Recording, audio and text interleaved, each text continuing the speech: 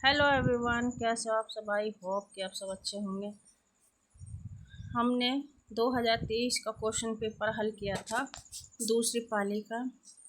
आज हम फिर से देखने वाले हैं 2023 के 50 क्वेश्चन पेपर, मतलब 50%। तो देखते हैं दूसरी पाली 2023 का पेपर। देवनागरी लिपि का विकास क्रम क्या है? ब्राह्मी लिपि, गुप्त लिपि, कुटिल लिपि, देवनागरी लिपि। हमारा इसका 2 नंबर सही आंसर होगा। ये हमने आगे की क्लास में देख लिया था, तो अब हम एक बार रिवीजन के लिए फिर से देखते हैं। ब्राह्मी लिपि, उत्तरी लिपि, गुप्त लिपि, सिद्धमार्तका लिपि, कुटिल लिपि। ये हमारा इसका 2 नंबर सही था। प्रश्न नंबर 2 है, हिंदी में अनुनासिक व्यंजनों की संख्या कितनी है? 5। इसका हमारा 3 नंबर सही आंसर होगा। हिंदी में 5 प्रमुख अनुनासिक ध्वनियाँ होती है, जिन्हें 5 वर्गों में अक्षरों में कहा जाता है। ये हमारे 5 अनुनासिक अक्षर हैं। आगे देखते हैं। गोविंद वल्लभ पंत की अध्यक्षता में संयुक्त संसदीय राजभाषा समिति का गठन कब हुआ था? 1957 में। ये हमने आगे की क्लास में देख लिए हैं। रिवीजन के तौर पर हम एक बार फिर से देख रहे हैं। बुंदेली बोली की उपबोली कौन सी है? भदोरी, बनाफरी और खटोला। ये इसका हमारा 3 नंबर आंसर सही होगा। क्वेश्चन नंबर 5 है, यूरोप में बिहारी सत्सई के समक्ष कोई रचना नहीं है। यह कथन किसका है? जॉर्ज क्रिएशन का। 1 नंबर सही आंसर होगा। आगे देखते हैं। लोग कबीर आदि भक्तों को ज्ञानश्री, निर्गुणिया आदि कहते हैं। वे प्राय भूल जाते हैं कि निर्गुणिया होकर भी कबीरदास भक्त हैं और उनके राम वेदंतियों के ब्रह्मा की अपेक्षा भक्तों के भगवान अधिक हैं। किसका कथन है? ये हमारा इसका 3 नंबर सही होगा। आचार्य हजारी प्रसाद द्विवेदी। नई कहानी संदर्भ में और प्रकृति पुस्तक के संपादक कौन हैं? इसका हमारा 3 नंबर देवी शंकर अवस्थी सही होगा। क्वेश्चन नंबर 8 है, महाभारत के अंतिम अंश को आधार बनाकर लिखा गया नाटक कौन सा है? अंधा युग। हमारा 4 नंबर सही होगा। प्रश्न नंबर 9 है, ये परीक्षा गुरु से भी 1 वर्ष पूर्व लिखा गया, लेकिन प्रकाशित न हो पाने के कारण इसे प्रथम उपन्यास या परीक्षा से पूर्व लिखे जाने के श्रेय से वंचित रखा गया। उक्ति किस उपन्यास से संबंधित है? निसहाय हिंदू। इसका हमारा 4 नंबर सही होगा। आगे देखते हैं। क्वेश्चन नंबर 10 है, लक्षण मूल ध्वनि का भेद है। इसका हमारा 3 नंबर सही होगा। अर्थांतर संक्रमित वाच्य ध्वनि। प्रश्न नंबर 11 है, भामाह ने समस्त अलंकारों को मूल किस अलंकार को माना जाता है? वक्रोक्ति। प्रश्न नंबर 3, श्रीमती एनी बेसेंट को महाभारत आगमन किस वर्ष हुआ था? सन 1893 में। इसका हमारा 3 नंबर सही होगा। प्रश्न नंबर 13 है, निम्न में से किस चिंतक ने धर्म को शास्त्र का विषय न मानकर उसके मूल तत्व को अपने जीवन में अपनाकर विश्व को संदेश दिया है? रामकृष्ण परमहंस। प्रश्न नंबर 14 है, अब एक सभ्यता का सूर्य सुदूर पश्चिम से उदय हो रहा है, जिसने इस नारकीय महाजनवाद या पूंजीवाद की जड़ खोदकर फेंक दिया। ये कथन किस लेखक का है? महावीर प्रसाद द्विवेदी का। नहीं, प्रेमचंद का। प्रेमचंद। प्रश्न नंबर इसका 2 नंबर सही आंसर होगा, प्रेमचंद। प्रश्न नंबर 3 है, हिंदी का पहला दैनिक समाचार पत्र कौन सा है? समाचार सुधावर्षण। इसका भी 2 नंबर सही होगा। आगे देखते हैं। प्रश्न नंबर 16, असाध्य वीणा कविता में प्रियवंत ने किसको वीणा का रचयिता मानकर याद किया है? वज्रकीर्ति। सूरदास का पद आयोग घोष बड़ा व्यापारी किसकी ओर संकेत करता है? उद्भव। इसका भी 2 नंबर सही होगा। शासन की बंदूक कविता किस छंद में है? दोहा में। इसका 3 नंबर सही होगा। प्रश्न नंबर 19 है, सुनी है ना ही ये प्रकट कहावती जू कहू कल्पाय है सु के कल्पाय है। घनानंद की इस पंक्ति में कौन सा अलंकार है? यमक अलंकार है। प्रश्न नंबर 20 है, सभी संथालों को दामलहोज हो गया मेला आंचल उपन्यास किस वाक्य में? दामलहोज का अर्थ है आजीवन कारावास। प्रश्न नंबर 21 है, जैसे जैसे उच्च स्तरीय वर्ग में गबन धोखाधड़ी भ्रष्टाचार वंशवाद अपनी जड़ें मजबूत करता जाता है वैसे वैसे यह उपन्यास ज़्यादा प्रासंगिक होता जा रहा है। ये कथन किस उपन्यास के लिए उसके उपन्यासकार ने पुनः प्रकाशन की भूमिका लिखा? इसका हमारा 4 नंबर राग दरबार सही होगा। प्रश्न नंबर 22 है, वतन की फिक्र कर ज़्यादा मुसीबत आने वाली है तेरी बर्बादियों के तज़किरे हैं आसमानों में। यह छंद किस उपन्यास में आया है? ये तमस उपन्यास में आया है। आगे देखते हैं प्रश्न नंबर 23, पुरुष निसंग है, पुरुष निर्द्वंद है, स्त्री दो मुखी, पुरुष मुक्त है, स्त्री बद्ध है। यह कथन किस चरित्र का है? महामाया भैरवी का। आगे देखते हैं प्रश्न नंबर 24, उसका युवापन एक प्रतिष्ठा की जिद कहीं चुराए बैठा है। वह इस प्रतिष्ठा के आगे कभी बहुत मजबूर कभी कमजोर जाता है और उसे भुगत भी रहा है। उपयुक्त कथन किस कहानी से उद्घृत है? पिता कहानी से। इसका हमारा 3 नंबर सही होगा, पिता। आगे देखते हैं प्रश्न नंबर 25, माँ के हाथ की बनी कौन सी कला को देखकर चीफ प्रसन्न हो गए थे? फूलकारी। ये हमारा 4 नंबर सही होगा। ये हमने 25 क्वेश्चन आगे की क्लास में कर लिया। तो अब देखते हैं हम अपने 26वां क्वेश्चन 2023 के। निम्न में से कौन सी गीत तीसरी कसम कहानी में नहीं है? नन्ही नन्ही दांतवा, पाथर ठोरवा, छठ के जैसन बिजलियाँ। ये हमारे इसमें तीसरी कसम कहानी में नहीं है। आगे देखते हैं प्रश्न नंबर 27, सिद्धों और नागपंथी योगियों के चिंतन का विवेचन करते हुए ये किसने कहा था कि उनकी रचनाओं का जीवन की संभाविक सारणियाँ, अनुभूति और दशाओं से कोई संबंध नहीं है? ये आचार्य हजारी प्रसाद द्विवेदी ने। सॉरी फ्रेंड्स, इसका आचार्य रामचंद्र शुक्ल होगा। सिद्ध और नागपंथी योगियों के चिंतन में आचार्य रामचंद्र शुक्ल, इसका 2 नंबर सही होगा। प्रश्न नंबर 28, त्रस्त प्रजा की रक्षा के लिए, सतीत्व के सम्मान के लिए, देवता ब्राह्मण और गौ की मर्यादा, विश्वास के लिए, आतंक से प्रकृति का आश्वासन देने के लिए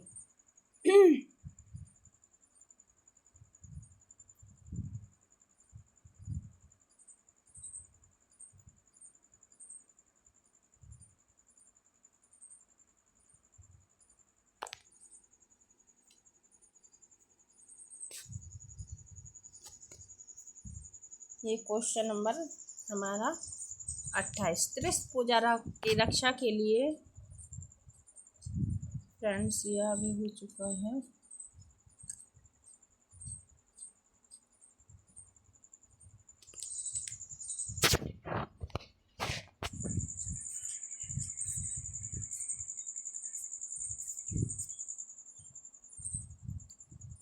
त्रस्त प्रजा की रक्षा के लिए, सतीत्व के सम्मान के लिए, देवता ब्राह्मण गौ की मर्यादा में, विश्वास के लिए, आतंक से प्रकृति में आश्वासन देने के लिए आपको अपने अधिकार का उपयोग करना होगा। स्कंदगुप्त नाटक में संवाद किसके द्वारा कहा गया है? पर्णदत्त के द्वारा। इसका हमारा 1 नंबर सही होगा। इस पे हमारा निशान भी लगा हुआ है। आगे देखते हैं प्रश्न नंबर 29, निम्न में से कौन सा पात्र चंद्रगुप्त नाटक से संबंधित नहीं है? जयमाला। इसका हमारा 3 नंबर सही होगा। प्रश्न नंबर 30, एक निर्देशक की दृष्टि से आधे अधूरे मुझे समकालीन जिंदगी का पहला सार्थक हिंदी नाटक लगता है। उपयुक्त कथन किसका है? ये ओम शिवपुरी का। 4 नंबर सही होगा। आगे देखते हैं प्रश्न नंबर 31, जिंदगी स्वयं एक महान घड़ी है, प्रातः संध्या उसकी सुइयां हैं। निम्न नियमबद्ध एक दूसरी के पीछे घूमती रहती है। मैं चाहती हूँ मेरा घर भी घड़ी की तरह चले, हम सब उसके पुर्जे बन जाए और नियम पूर्वक अपना अपना काम करते जाए। अंजू दीदी नाटक में ही संवाद किसने किससे कहा है? इसका हमारा 3 नंबर सही होगा। अंजलि द्वारा अनिमा को कहा गया है। आगे देखते हैं। क्रोध मेरी खुराक है, लोभ मेरा नयन अंजन है और काम भुजंग भरा कीड़ा है, सहचर है। इसको ही मैं कर्मश विद्रोह प्रगति और नवलेखन कहकर पुकारता हूँ। उपयुक्त कथन में निबंध का अपने जीवन का वर्तमान अवस्था को नक्षत्र से जोड़ते हैं। ये किसका है? पूर्वा फाल्गुनी नक्षत्र से। इसका हमारा 3 नंबर सही होगा। आजकल की कविता में नयापन नहीं, उसमें पुराने जमाने की कविता की पुनरावृत्ति मात्र है। इस नकल में असल की पवित्रता और कुंवारेपन का अभाव है। उपयुक्त कथन निम्न में से किस निबंध से है? मजदूरी और प्रेम। इसका हमारा 2 नंबर सही होगा। आगे देखते हैं प्रश्न नंबर 34। निम्न में से कौन विवेक की राय कृत निबंध संग्रह नहीं है? इसका हमारा हर बारिश में। इसका हमारा 4 नंबर सही होगा।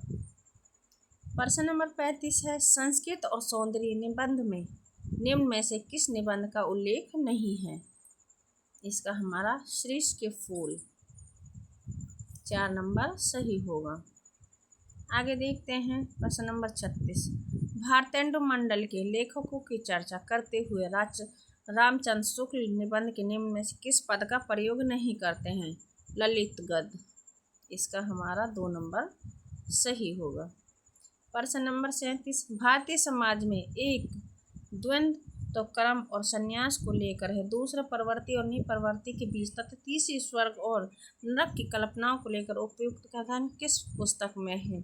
संस्कृत के 4 अध्याय। इसका हमारा 2 नंबर सही होगा। आगे देखते हैं प्रश्न नंबर 38।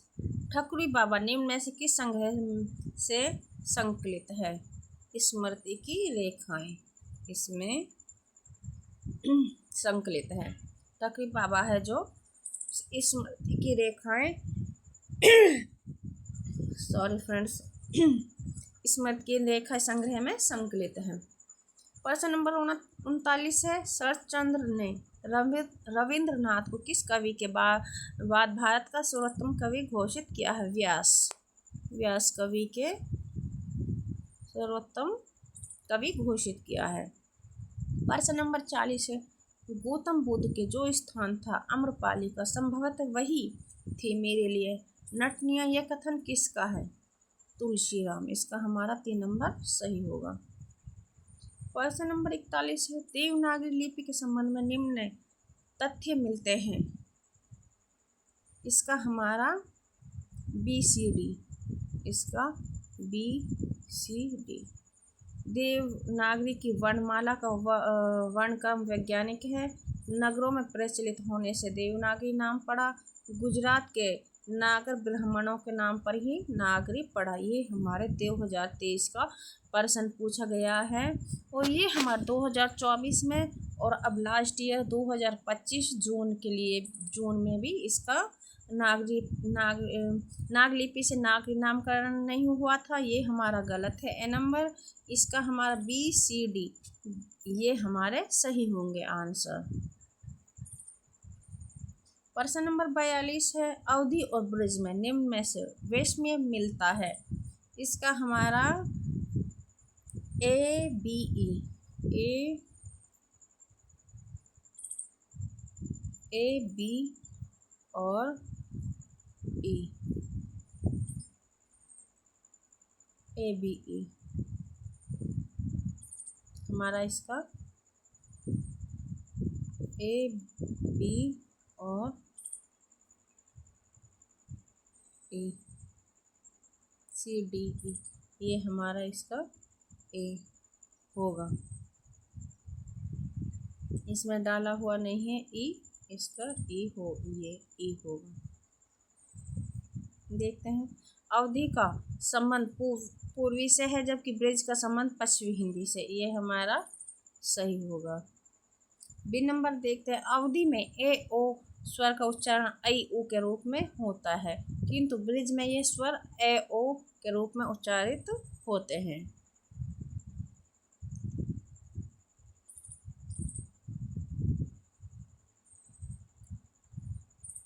और इसमें अवधि में पुल्लिंग संज्ञा पदों में वा पर संग जोड़ने की प्रवृत्ति मिलती है, जबकि ब्रिज में प्राय ऐसा नहीं होता है। इसका हमने भी देख लिया है। निम्न कथनों के आधार पर उपयुक्त विकल्प चुनिए। इसका हमारे ए बी, इसका भी हमारा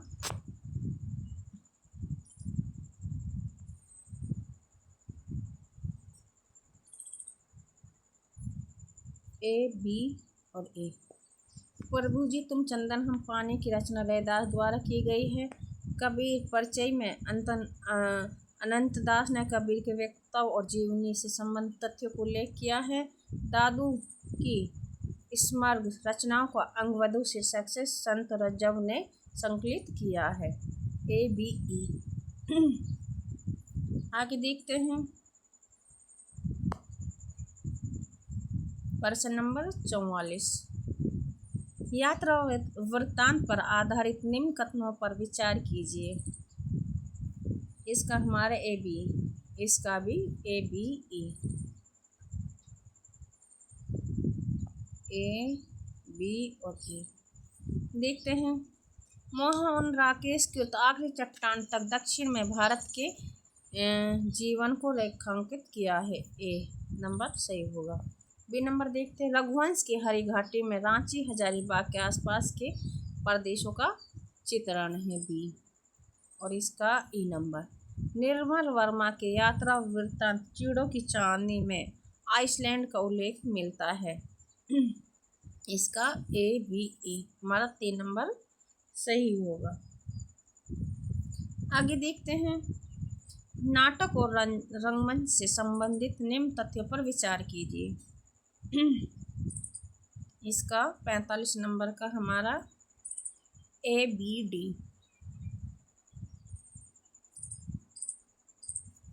ए बी डी। कर्नाटक कैद काफी मंचित हुआ, जिसके परिवर्तित नवीन रूप को बाद में लौटाता हुआ दिन के नाम से प्रस्तुत किया गया है। बी नंबर है। पुराण कथा का आधुनिक उपयोग जगदीश माथुर के पहला राजा में अत्यंत सृजनात्मक रूप से हुआ है। और डी नंबर। प्रसाद का नाटक ध्रुव स्वामी और भुवनेश्वर का नाटक प्रतिभा का विवाह एक ही वर्ष में प्रकाशित हुआ है। इसका हमारा 2 नंबर सही होगा। A B D. प्रश्न नंबर 46 है। रिपोर्टाज से संबंधित निम्न कथनों पर विचार कीजिए। इसका हमारा ए सी डी। इसका ए सी और डी। अंग्रेजी शब्द का रिपोर्ट समानार्थी शब्द रिपोर्टाज में है। बी नंबर है। इस रचना, इसका ए सी डी।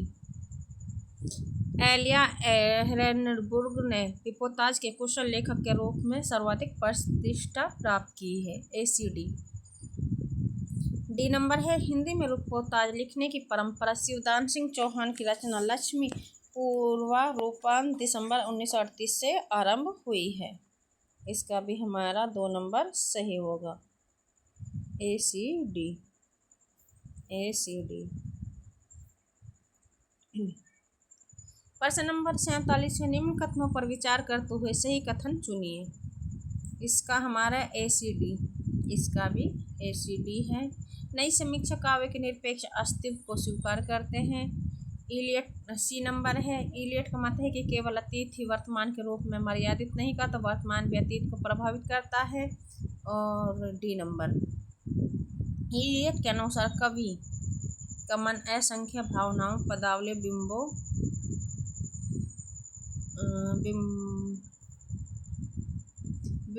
बिंबों के ग्रहण एवं संचयन के निमित्त एक आदान पत्र की भांति होता है। इसका ACD हमारा 1 नंबर सही होगा। आगे देखते हैं प्रश्न नंबर 48। बिंब और प्रतीक पर आधारित इन कथनों पर विचार कीजिए। इसका हमारा बी नंबर BCD BCE, इसका BCE 2 नंबर से होगा। BC